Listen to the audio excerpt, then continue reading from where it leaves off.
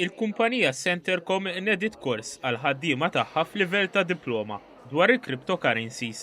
Il-kap tal-ICT u Innovazzjoni Justin Muscat spjega kif bħalissa xiren ta' kumpaniji internazzjonali tal-crypto blockchain xeħtu ħarsithom lejn pajjiżna.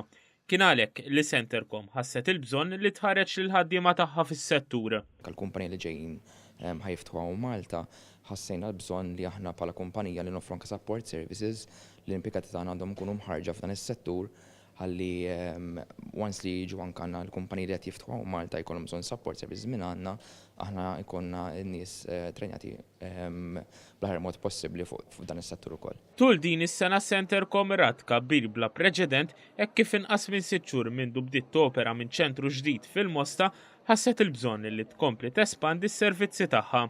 Sissa, permezz ta' investiment globali ta' 4,500,000 euro, Centercom għandha l-kapaċità li topera 450 desk u qed toffri diversi servizzi relatati mal-customer care lil numru ta' kumpaniji u entitajiet lokali fosthom l-Air Malta u d-Dipartiment tat-Taxxi Interni. Is-Segretarju Parlamentari responsabbli mill-Innovazzjoni u t-Teknoloġija Diġitali, Silvio Xkembri, laqa dan l-investiment fir-riżors uman minn Centercom u spjega kif pajjiżna hawn interess kbir ħafna fis-setturi tal-kripto u l-blockchain.